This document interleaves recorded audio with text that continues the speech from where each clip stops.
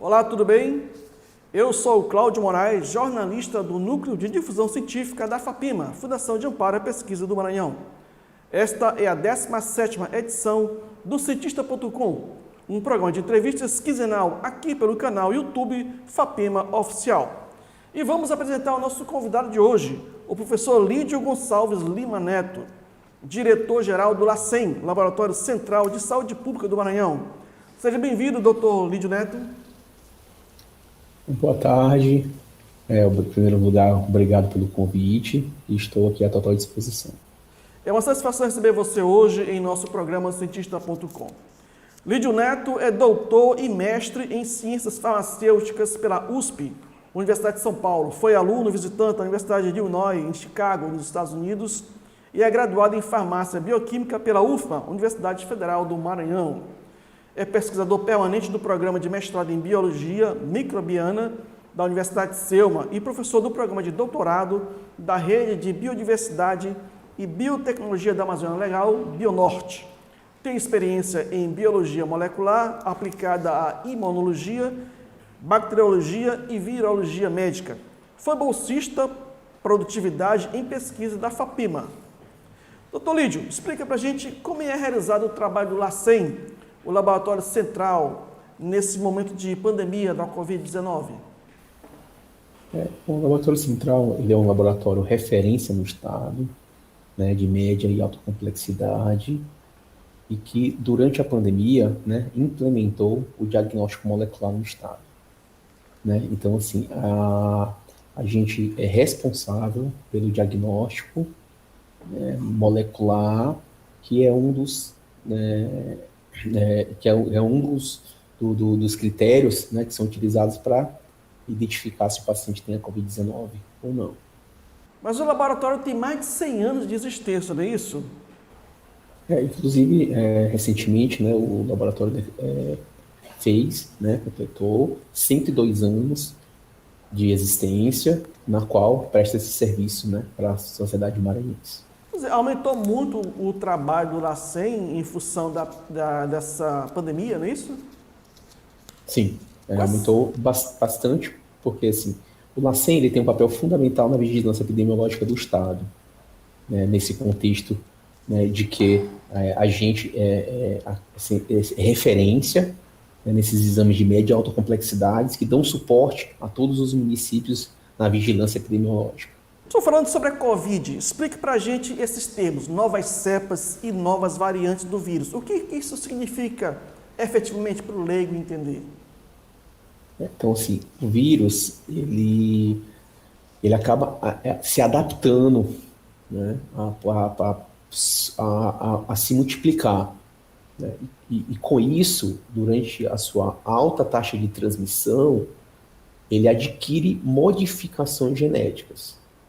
Ou seja, ele se adapta a viver para sobreviver, vamos dizer assim.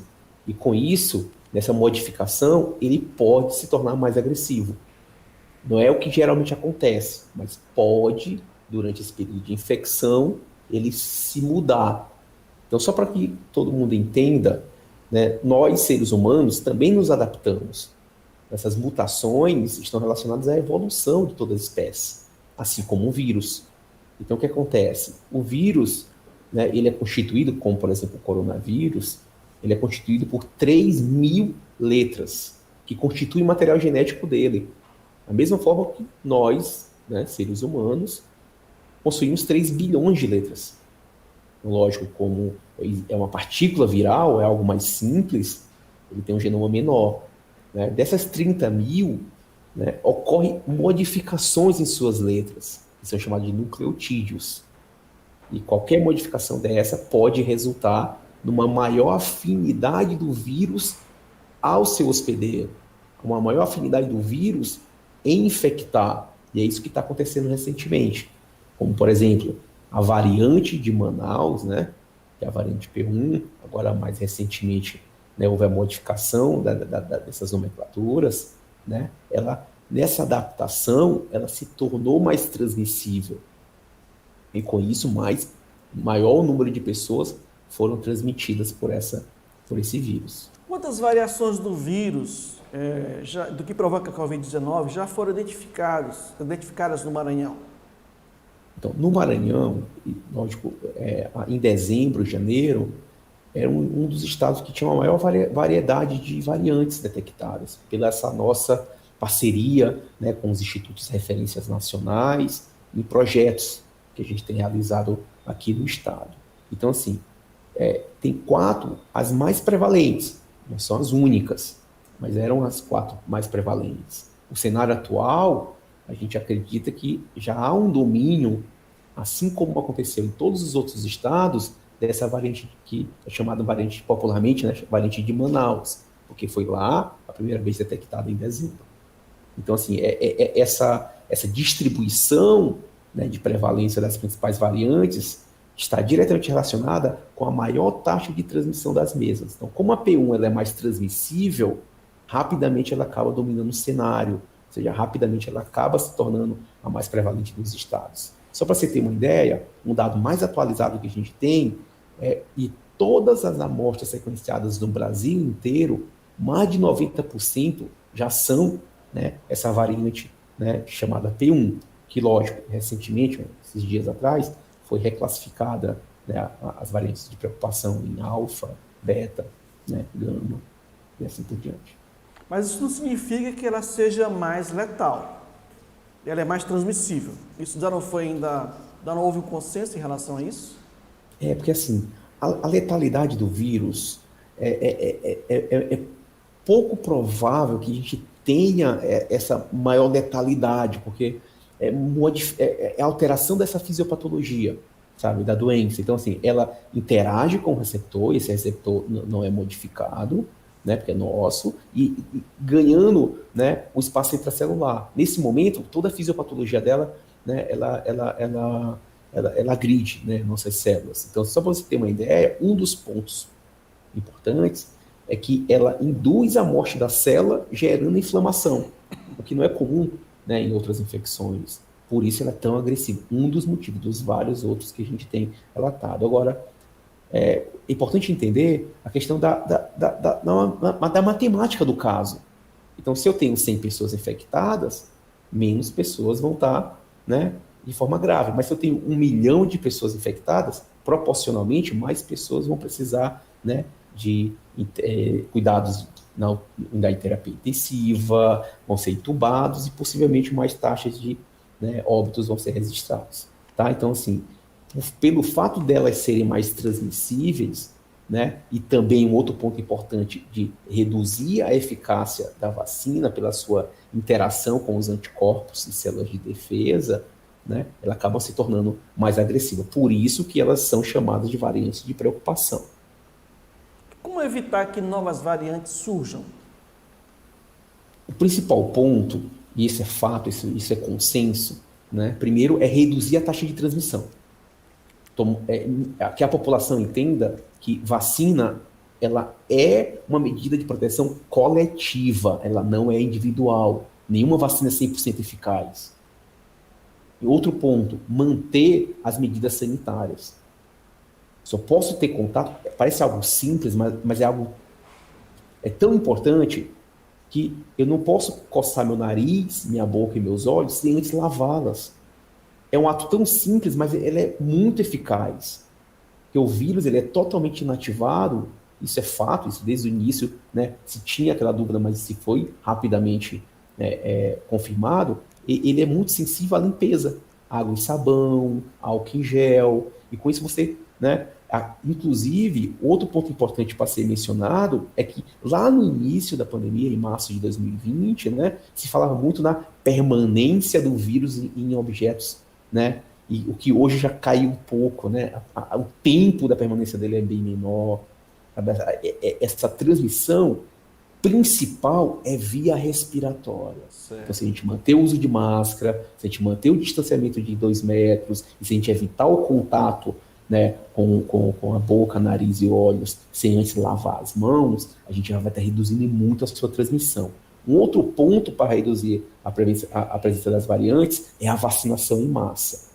Já se sabe, isso é fato, né, o Reino Unido já publicou alguns estudos Os Estados Unidos também está publicando, e já tem um estudo recente do Butantan feito na cidade do interior de São Paulo, Serrano, mostrando que se você tem acima de 60%, no caso o estudo mostrou 70%, reduz muito, né, a transmissão, óbitos, e com isso eu consigo, né, reduzir a possibilidade de novas mutações e novas variantes. Nos Estados Unidos já tem 50% da população vacinada, eles já liberaram quase tudo, né? Isso. Mas no Reino Unido havia uma previsão de reabertura das aulas, mas eles retrocederam, não é isso? Retrocederam pela incerteza da gravidade da cepa indiana. Então, assim, é melhor prevenir. Vale lembrar que o Reino Unido, né, ou seja, a Índia, ela era colônia do Reino Unido, então lá tem uma população indiana muito grande. Então, com isso, em algumas cidades, né, da Inglaterra, que pertence ao Reino Unido, observou um aumento do número de casos. E por precaução, enquanto não tem estudos, essa alteração foi recente, né? Então, enquanto os estudos não estão sendo publicados para saber o quanto essa, né, nova variante era mais agressiva do que as outras, por precaução se manteve, né, as medidas. Mas, lógico, por precaução. E numa pandemia, lógico que sempre é importante mantermos, né, essa precaução. Certo. Como você falou, em Serrano, né, em São Paulo, 75% da população já foi vacinada, né? Então, já teria ocorrido o que é chamado de imunidade de rebanho, é isso? Lá em Serrano? Então, o que acontece é o seguinte: quando você tem uma vacina que a eficácia, por exemplo, é 50% a eficácia de você não desenvolver a Covid-19. Lógico que você vai ter que calcular qual a porcentagem que a população precisa estar vacinada para que você tenha um controle da pandemia. Isso é importante, porque, veja bem, eu tenho que identificar que nem todo mundo que vai ser vacinado vai conseguir induzir a resposta imunológica suficiente para não ter a doença. Esse é o primeiro ponto. Mas o mais importante de tudo isso, gente, é não impactar no sistema de saúde. Ou seja, o cara que vai ter um leve resfriado, ele vai ficar isolado em casa. E não vai impactar o sistema de saúde. O sistema de saúde vai funcionar porque não existe só o Covid-19. Tem várias outras doenças, tem várias outras condições clínicas que precisam de tratamento. Tá? Então, assim, o que é importante é entender esse cenário, né? Lógico que esse é apenas um estudo com uma das vacinas, outros estudos vão ser, mas já é uma grande esperança, mostrando que uma vacina que não é da mais eficaz, mas é uma das mais seguras. Em Serrano foi qual? Foi a Coronavac? Foi a Coronavac. Foi a Coronavac. Foi um projeto do Projeto S, chamado, né, do governo de São Paulo, em parceria com o Instituto Butantan. Então, assim, hoje já se sabe que é um cenário favorável se existir a vacinação em massa. Os dados, houve redução, né, bem significativa, né, em relação ao número de novos casos e de internações e óbitos na cidade, em comparação às cidades próximas. Solídio, e em relação à variante indiana, né? Já há 6 casos confirmados no Maranhão. O que se sabe efetivamente sobre essa variante, né? O caos, por exemplo, que aconteceu na Índia, foi em decorrência da variante ou foi em decorrência das condições sanitárias daquele país? Eu comparo a situação que aconteceu na Índia com a situação que aconteceu em Manaus. Então, assim, são as duas coisas. Lógico que quando você tem uma variante que ela é mais transmissível, você tem mais facilidade de transmitir ao próximo se as medidas sanitárias não forem cumpridas. Sabe-se que a partir depois de dezembro, né, os cultos religiosos foram liberados no local, aglomerações, as medidas sanitárias não estavam sendo respeitadas como deveriam. Lembra que lá a gente tem um país com 1,4 bilhão de habitantes. É altamente populoso as cidades. E com isso dificulta ainda mais o isolamento social.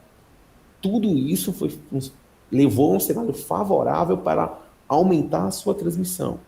E quando o vírus começa a transmitir, aí você perde o controle. Porque você não consegue tomar rapidamente medidas necessárias para que o sistema público de saúde não entre em colapso. Foi o que aconteceu. Lógico que em qualquer lugar do mundo, no cenário em que nós estamos há mais de um ano, utilizando os mesmos reagentes, os mesmos remédios, oxigênio, uma hora pode faltar. E quando você sobrecarrega, a ausência desses medicamentos, a ausência de oxigênio, a ausência de materiais necessários para hospitalares necessários, acaba sendo complicado o seu manejo clínico. Isso gera, lógico, um aumento da gravidade da doença. Parece que o caso mais recente de uma nova variante é uma cepa híbrida, né, do Reino Unido e da Índia, que teria ocorrido no Vietnã. É isso mesmo?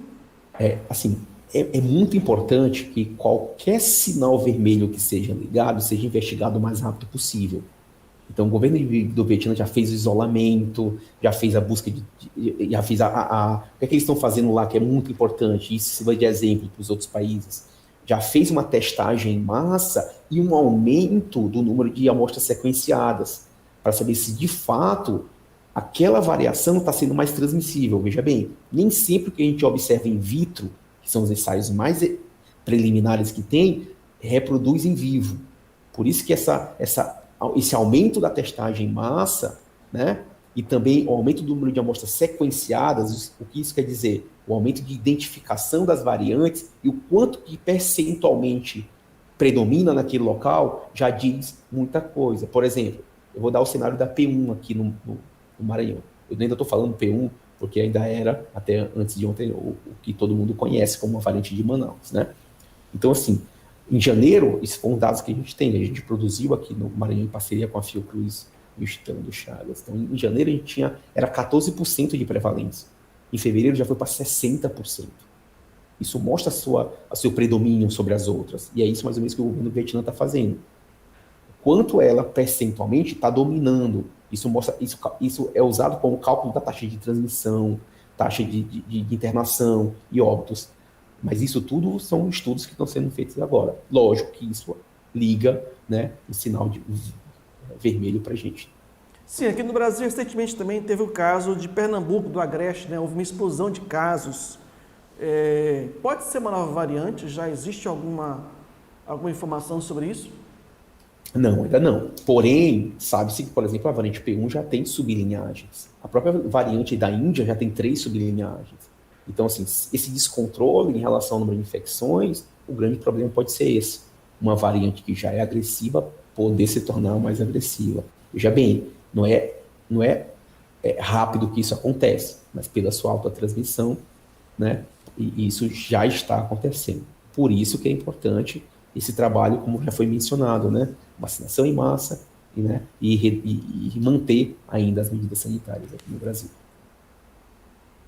Existe um modelo matemático, né, que foi concebido aí por um consórcio de universidades que apontam que a vacinação no Brasil só terminaria no Natal do ano que vem, 2022. O que fazer para que isso, na verdade, seja modificado e que isso ocorra de forma mais antecipada? É fato. Tá? Isso é fato. O Brasil iniciou de forma, né, muito tardia a sua vacinação. O Brasil é referência em vacinação no mundo. No Brasil existe um Programa Nacional de Imunização que é referência. Vale ressaltar, né, a vacinação de influenza, que é um dado, inclusive, gerado por nós, dos laboratórios centrais, junto com nossas referências, Evandro Chagas, Fiocruz e Adolfo Lutz, que a gente informa as agências, né, os institutos que produzem vacinas, quais são as variantes que circulam, né, no Brasil, e todo mundo informa. E aí novas vacinas vão sendo produzidas. Então, assim, essa velocidade de informação, ela é fundamental. Bem, em relação ao Covid-19, né, a gente, lógico que as vacinas foram produzidas em tempo recorde. Agora, veja bem, olha como a população precisa entender que as vacinas, sim, são eficazes. Hoje foi publicado, né, que, por exemplo, a Organização Mundial de Saúde, né, a União Europeia aprovou a Coronavac. Né? Então, a Coronavac agora já oficialmente é uma das vacinas autorizadas para seu uso emergencial no Reino Unido, ou na Europa. Então, assim, por quê? Porque a tecnologia da Coronavac é uma tecnologia utilizada há muito tempo, do vírus inativado. A tecnologia da vacina de Oxford, né, também é uma tecnologia utilizada, né, em outros modelos, como o vírus não replicante, a mesma da Sputnik, da Rússia, inclusive o Instituto Galileia, né, que é o instituto que é relacionado com a vacina da Sputnik V, ela também participou da produção da vacina lá em 2004, da SARS-CoV-1, a mesma situação da de Oxford, que ele já pegou a mesma linha da produção da vacina para SARS-CoV-1 para o SARS-CoV-2, só fez a modificação da proteína S, que houve essa modificação em relação a esses vírus. Então, assim, as únicas vacinas que são novas, né, tecnologia nova, que são muito eficazes, é a da Pfizer, da Moderna, que são vacinas de RNA, pela primeira vez implementada. No entanto, elas se mostram altamente eficazes e seguras. Assim, se não fosse segura, né, já teriam relatos no mundo inteiro de problemas agudos. Então, assim, a população tem que ficar tranquila, sim. À medida que as vacinas forem disponibilizadas, a gente precisa se vacinar. E aí vem a pergunta que você me fez. O que é necessário para reduzir essa projeção para final do próximo ano, visto que os Estados Unidos, por exemplo, este ano já está projetando 100% da população tá imunizada, né? É Israel, que está sendo também referência, Emirados Árabes Unidos, Inglaterra, Reino Unido e outros. Né? Então, assim, o que é que tem que se fazer? Negociar com o máximo número de fabricantes e continuar incentivando a Fiocruz a produzir a vacina da AstraZeneca e continuar incentivando o Instituto Butantan a produzir, né? Ou já se relata que a produção, né, desses institutos, concomitante à compra, né, de vacinas prontas vindo de fora. Hoje já tive, né, a notícia, por exemplo, que o governo federal já está negociando com outras empresas para, assim que forem aprovadas, disponibilizar para a gente. Já tem negociação, já foi negociado com a Pfizer, já está vindo, já tem o consórcio pela Organização Mundial de Saúde que disponibiliza a vacina. Então, assim, o segredo é esse, né, que na verdade não é nem segredo, né? Negociar com o maior número de fabricantes para que a gente consiga fazer essa vacinação em massa aqui no Brasil. Sim, e o fato da OMS ter aprovado o uso da Coronavac é uma sinalização de que, em relação a Sputnik, né, pode acontecer a mesma coisa, tirando, sim, é claro, a questão política, mas, digamos, se fosse uma questão eminente técnica. Sim, de fato. Eu acho que, assim, o que as instituições regulamentadoras fazem é isso. Elas avaliam se realmente os dados comprovam eficácia, comprovam segurança, e além disso, a segurança também da produção. Será que a produção em larga escala vai ser com qualidade suficiente para que, né, ela mantenha aquela eficácia e segurança? Será que a conservação está adequada? Será que tudo que foi feito desde os estudos, né, pré-clínicos, fase 1, fase 2 e agora fase 3, estão de acordo com o que as agências preconizam como aprovadas? Então, assim, tudo isso é avaliado. Então, assim, são pessoas sérias que fazem todo esse processo e eu tenho certeza absoluta, né, que praticamente todas as vacinas vão ser eficazes, sim, porque a gente evoluiu muito na questão da produção de vacinas. O governo do estado do Maranhão iniciou, né, uma força-tarefa, né, para vacinar 100 mil pessoas em uma semana. Né? Que resultados isso pode levar em relação à questão desse cenário de pandemia? Isso é muito importante. Acho que tudo que for feito em prol da vacinação em massa, ela tem que ser, né, valorizada. Já está provado, né, como a gente já mencionou, o estudo encerrando no interior de São Paulo mostrou que caiu drasticamente o número de novos casos, internações e óbitos na cidade. Então, assim, tudo que for feito, e aí parabenizo o governo do estado por isso, né, que está atuando de uma forma, né, muito precisa, né, inclusive até a atuação no caso dos indianos, que eu achei, né, foi, né, muito preciso, a gente controlou a disseminação. Então, todas essas tarefas, né, essas atividades são fundamentais para a gente dê segurança à população. Né? Então, assim, tudo e lógico, tudo é importante, mas lembrando que o protagonista principal é a população. Sim. Sem elas, a gente não vai conseguir, né, vencer, né, passar por essa pandemia. Então, a gente precisa muito da ajuda de todos e a compreensão que a pandemia ainda não acabou. Né? Estamos vendo uma luz no fim do túnel? Estamos vendo no fim? Estamos, mas não é o momento. O momento ainda é de manter as precauções, porque a vacina está chegando e a gente vai conseguir, né, passar Pois é, para a fase pós-Covid, né? mas a gente anda por São Luís, parece que a população se cansou, né? Parece que tudo voltou ao normal. As pessoas parecem que esqueceram que a situação, na verdade, ela é crítica, né? O que você pode avaliar em relação a isso? Qual a sua recomendação? A gente tem que tomar muito cuidado, porque isso aconteceu já no cenário da segunda onda.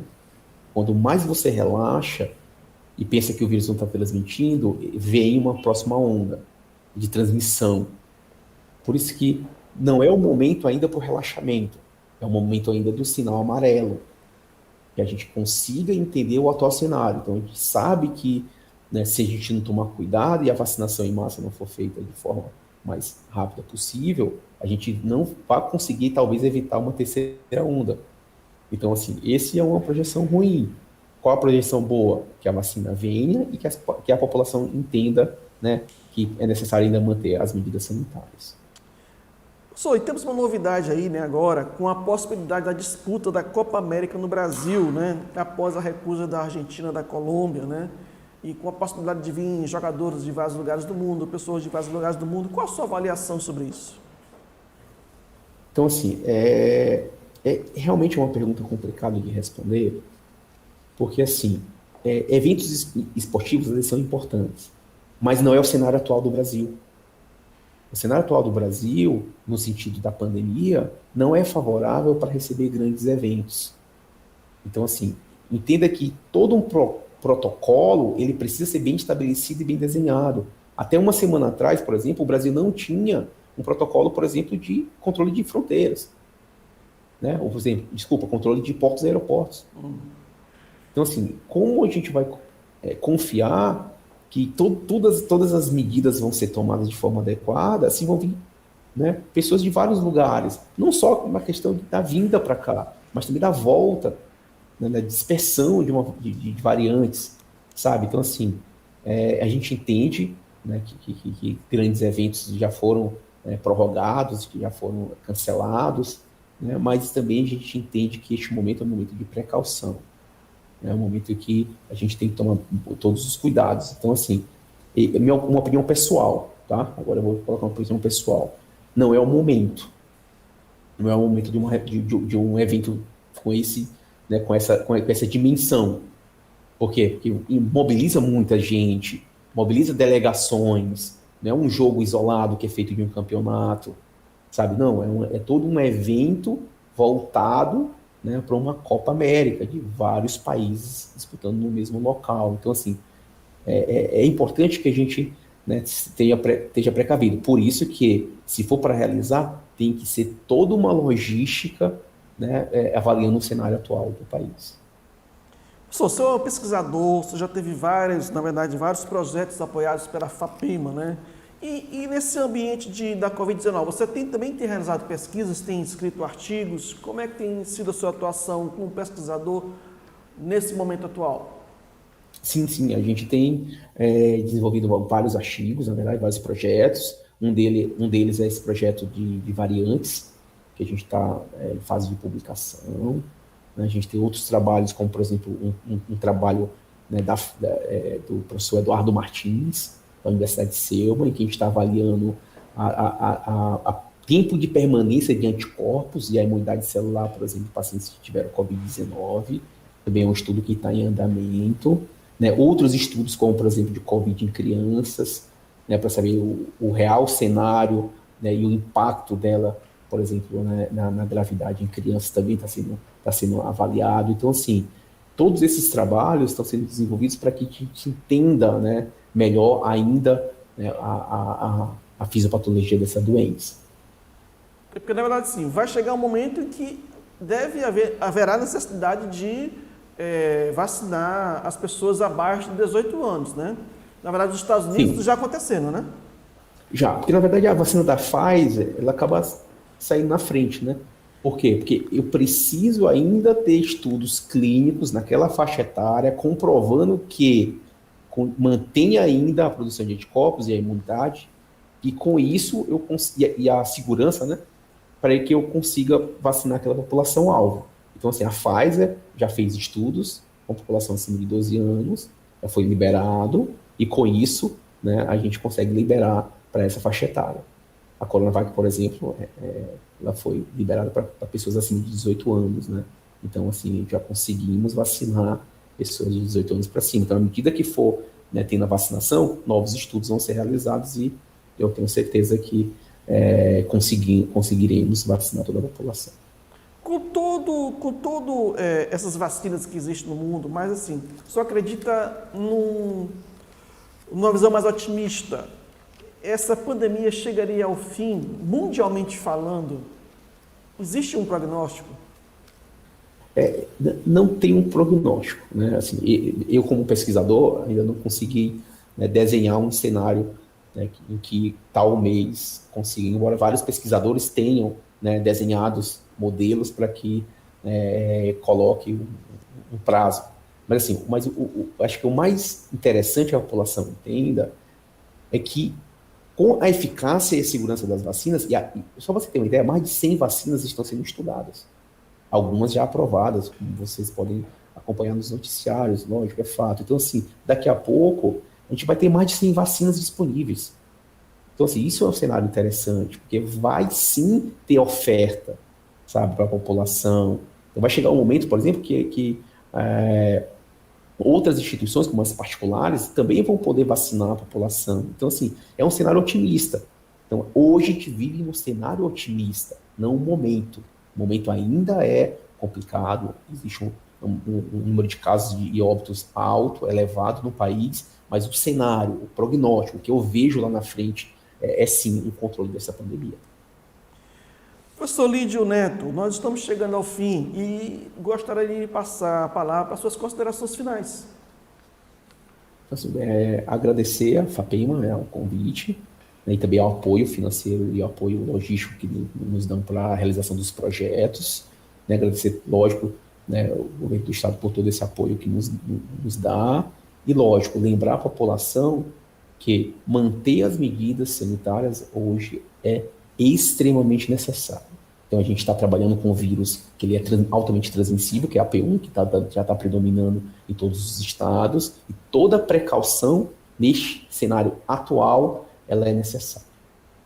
E lembrando também que a vacina está aí, está sendo disponível, as faixas etárias já estão sendo chamadas para vacinação, e todo esse controle está sendo feito. Lembrando que a gente está envolvido diretamente nessa pandemia, grandes profissionais estão sendo envolvidos, pesquisadores, e com isso justifica o grande sucesso que o Estado está tendo no controle dessa pandemia. Bom, infelizmente chegamos ao fim. Nosso muito obrigado, professor Lídio Gonçalves Lima Neto, diretor-geral do LACEN, Laboratório Central de Saúde Pública do Maranhão, por ter aceito o nosso convite. E você que está nos assistindo, se inscreva em nosso canal do YouTube, curta, comente e compartilhe o nosso vídeo em suas redes sociais. Cientista.com, eu sou o Cláudio Moraes, na técnica o apoio é de Rubenilson Costa, a arte é de Mota Júnior, a coordenação do Núcleo de Difusão Científica é da jornalista Leidiane Ramos, o presidente da FAPEMA é o professor André Santos. Muito obrigado e boa tarde.